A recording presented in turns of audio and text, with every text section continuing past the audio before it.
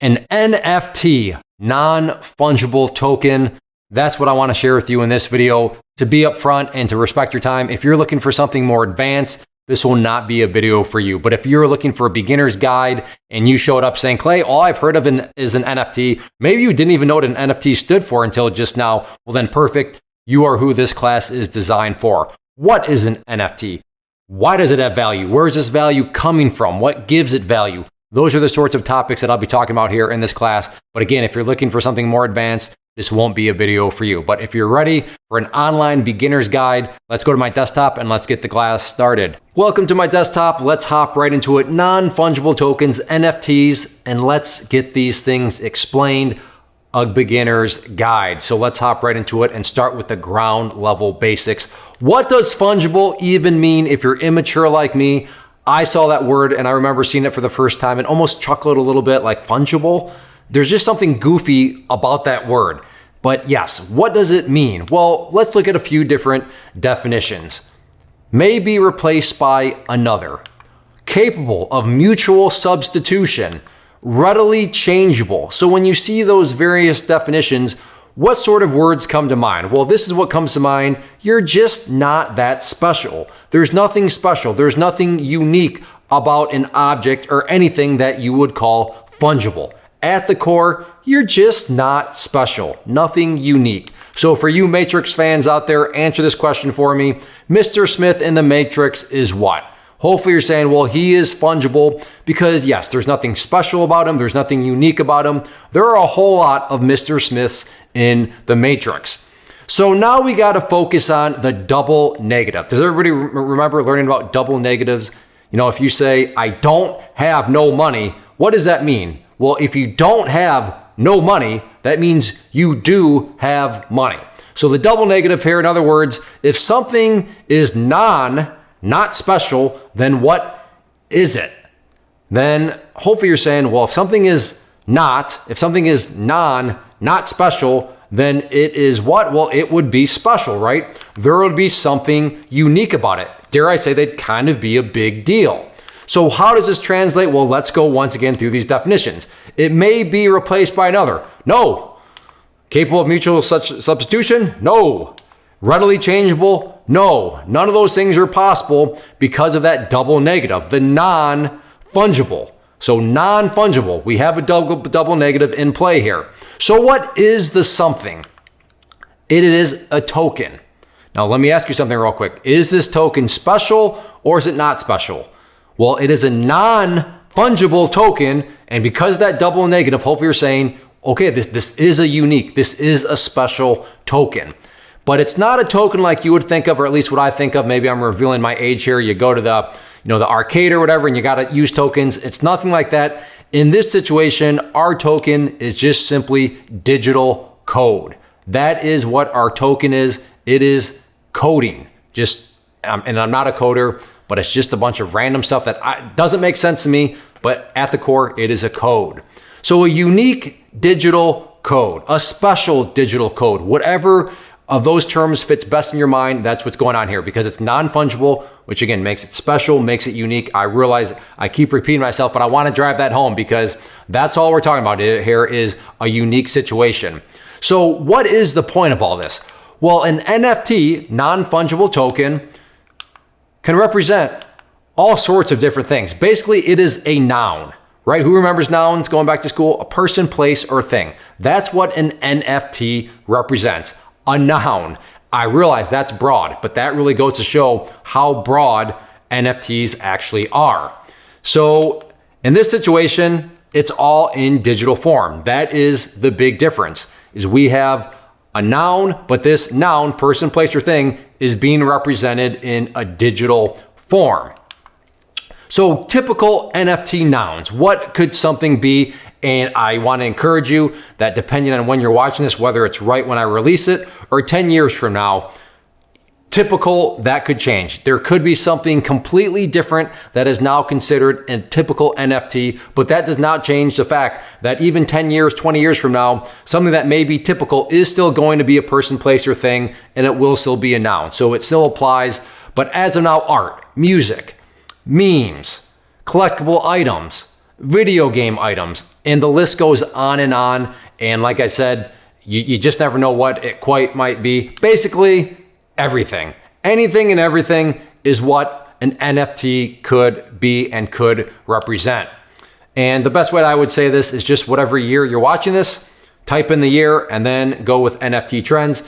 We'll assume Google's still around, but if Google has gone belly up and bankrupt, then just use whatever search engine you have at that point in time. But that's going to be the best way to figure out whatever NFT trends are. Just do that with the year as part of your search. So what about security and storage? Because things that are online, yeah, you know at this point that things are online, there needs to be an aspect of security and storage. So how does this all work with NFTs? And really the security and the storage has everything to do with the blockchain, right? Blockchain technology. If you've heard of one thing that you probably associate with the blockchain, at least as of now, that would be cryptocurrencies, right? And as I say there, that's where the cryptocurrencies are all part of the blockchain technology. And once again, everything is changing for NFTs. So use that search engine, use Google if it's still around, and just that is an idea for something that you could search to figure out where NFTs are popular, what blockchain they're using. So blockchain for NFT, and then just put in whatever year you're watching this current class. So digital scarcity. So we've talked about security and storage. Now we're talking about scarcity. But what does it mean to be scarce? Just to start at the baseline, like I said, make sure, and I don't want to assume because it's in beginner's guide, so let's just ensure we know what things mean here. So it is not plentiful or abundant. I'm going to repeat that again. Not plentiful, full, or abundant. Keyword being not. What is actually scarce with an NFT? So, and this is where things get really, really important, because this is where things start to break down and start to formulate where actual value comes from. So person, place, thing in digital form, you now know that is not scarce. Not scarce at all, especially because of that digital form part. Why is it not scarce? Well, because anything digital can be replicated. And if something is replicated, that would be a problem in the digital world. Why? Hopefully you're saying, well, because if something is replicated and replicated and replicated, think back to Mr. Smith, well, then it would not be scarce, right? If there's a bunch of something, you could not call it scarce. So that is why replication in the digital world is the enemy and can, completely destroy value. But this is also where the value comes into play, because in order to create value, what do you need to do? Well, picture it like this. You need to take that digital form and put a ball and chain on it. Now, what is actually, holding that? What is actually securing this? Well, it's going to be that digital code, because tell me about that digital code. Hopefully you're saying, well, it's a special digital code. It's a unique digital code. Exactly. Why? Because it is non-fungible. And when you do this, you're starting to create a situation where you can say there's only one.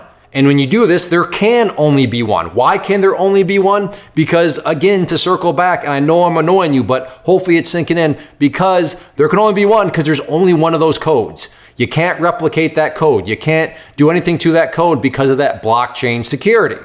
And when you have all this, what you have officially created is ownership. So ownership is where the value comes into play, not the digital form itself, because the digital form can be replicated. But when you can prove that you own that digital item, that ownership is where the actual value comes into play, because now it's officially scarce because there's only one of them. And when you can prove that you that you are the owner of that only one thing, hey, the proof of ownership is that value. So let's summarize this. Let's make sure that we're on the same page. So the digital item itself is essentially worthless. Why? So little quiz question here. Why is the digital item essentially worthless? Hopefully you're saying, well, because it could be a replicate, right? As we have mentioned, yeah, I see that in digital form, but I have no idea, is that like the real one, or is that some sort of replicate? Absolutely. So being able to prove you own the digital item is valuable. Why? Well, it means you are the only owner, and that is maximum scarcity.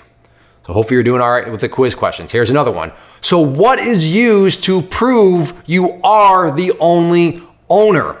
Hopefully you're saying, well, the digital code, because you've annoyed us with this at this point, Clay, and that digital code is unique. So that's how you prove that you are the only owner.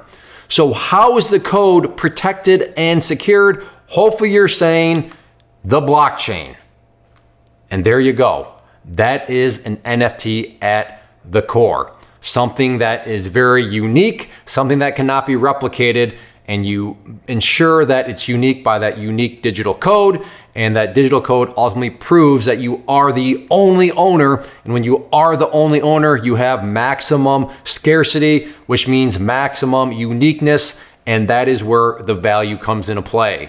And there we have it. You now know what an NFT is, the value, why it's valuable, where the value comes from. And I will say this, I am open to more classes. So if you have any suggestions or questions or what have you, then let me know down in the comment section below. I'm not going to promise you that I will actually do further classes, but I will promise that I will consider it. And if I get enough requests and so on, then yeah, I could very well see myself putting together some more follow-up classes. But in that regard, I will definitely need your feedback. But hopefully if I've done my job right, you do now have a good, solid, basic foundation of NFTs. And hopefully this helps. If you enjoyed, hit the like button, leave a comment down below, and let me know if you have any other suggestions. First off, thanks so much for watching the entire video. Real quick, before you go, I want to invite you to a live webinar, web class, training, workshop, online event, whatever you want to call it, but it will be me live revealing to you what I've discovered that has allowed me to transform myself from being an employee to being my own boss, including how I had only one losing day out of 73 days in total.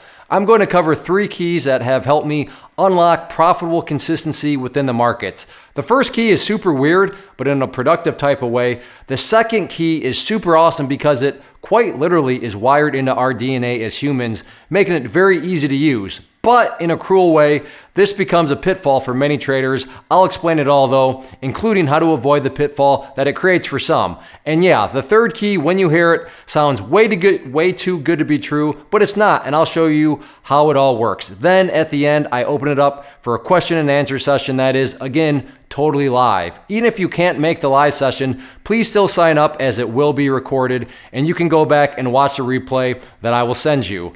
Click the image on the screen or click the link down in the description box so you can get the date and time and claim your spot, which I should note is limited due to the fact that this truly is a live event.